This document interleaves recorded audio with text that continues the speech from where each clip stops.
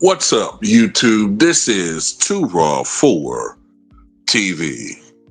All right, so before I get into this video, shout out to the brother Aram with a donation to the channel via the PayPal. Salute to you for showing love. And he had a question, and I've been asked this before.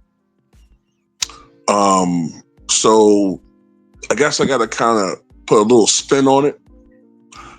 In fact, I think I've done at least 2 videos about this topic. So like I said, I'm going to put a little spin on it here. So basically he was asking me, do I think the Boston Celtics, the 80s Celtics with Bird, McHale, and Parrish, if Len Bias hadn't passed, would the Celtics have won another championship? And how good would Len Bias have been?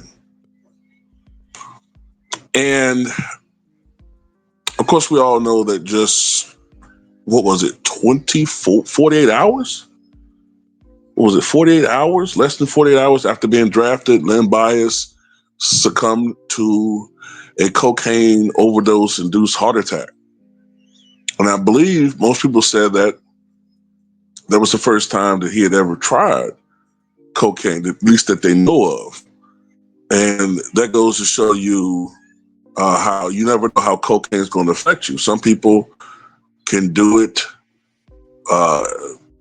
habitually for years and not have much effect or very little effect on them health-wise long term. Some people don't get addicted to it. I know, for instance, just bringing this comedian up, Dan Aykroyd, used cocaine in his 20s and I think very early 30s, and then he stopped after the death of his friend John Belushi. Never got hooked on it. Belushi did get hooked, and that was ultimately the main reason why he passed, his addiction to drugs. Then you have people who, like Len Bias, can try it one time and it kills them. But let's get to the point here. So I do believe if Len Bias had lived and he was on the 87 team, the team that went 59-23, then went to the finals, I think they lost in 6. I think it's a pretty surefire bet assumption that if they had Len Bias on their roster, I don't think he would have started. But if they had Len Bias on that team, I tend to think they probably would have won the championship if they had Len Bias in 87. So that would have been the first back-to-back championship in the NBA in quite some time. I think, matter of fact, I think the 87-88 Lakers were the first back-to-back champions since Bill Russell. So yeah, I think they would have won back-to-back championships in 86-87. So that would have added to Bird's tally. It would have given him 4 rings.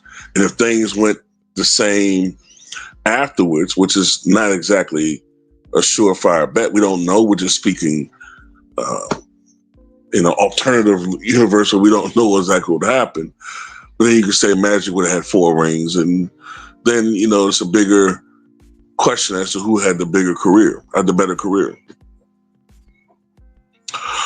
Afterwards, I'm not exactly sure how that would have played out.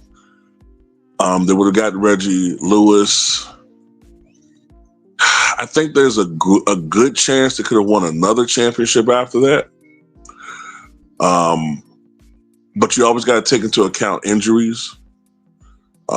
Bird still was a declining player after that with injuries. Bird wouldn't have averaged as many points with Len Bias there. And you also have to wonder exactly what position Len Bias would have played. Because with McHale, Parrish, and Bird as the front line, I don't see how Len Bias starts. At least immediately. I tend to think what would happen is, as Kevin McHale, if in real life as it happened, if McHale's foot injuries still happened after the 86-87 season, I guess what would happen is Bird would move to the power forward position, sort of like what happened as he got older. Bird would have been more of a playmaker.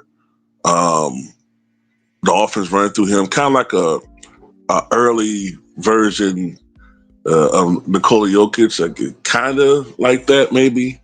But although he still didn't have the total offense running through him, still had Dennis Johnson there. And I guess Len Bias would have been small forward. And I guess Reggie Lewis would have been at the shooting guard position. I think they would have stayed a good team longer. I think that they would have won championship in 87, possibly in 88, or at the very least making it to the finals. You still got the Pistons team there. So I think they're going to be, that's another thing too. With the Celtics dynasty extending itself a little bit, it kind of eats into the time frame for the Pistons and early Bulls teams. Now by 90, I don't think they're a championship team anymore. McHale ages out. Parrish kind of ages out. Bird's injuries take a toll on him. So I put it to you like this. I think they win a championship in 87. They at least make it to the finals in 88. I think they beat the Pistons in 88. Probably win a championship now that I think about it. They'll probably win a championship in 88. So I'll give them 2 additional titles. Bird gets 5 rings. And as far as Len Bias is concerned, I'm not one of these guys that think that he would have been on par with Michael Jordan. I get it. He was a great collegiate player. And in some instances, he was more dominant as a collegiate player than Michael Jordan. But I'm not certain if Len Bias would have been, one of the elite players. I do think he'd have been good. I do. But I don't know about him being, Michael Jordan type player or, that MVP caliber guy. I think he'd be more of a,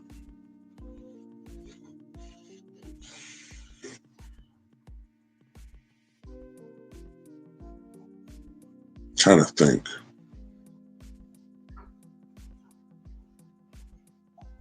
I think he would be sort of like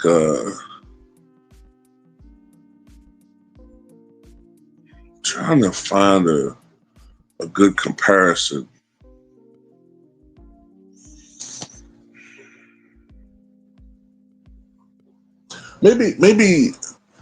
Maybe Jamal Mashburn on steroids.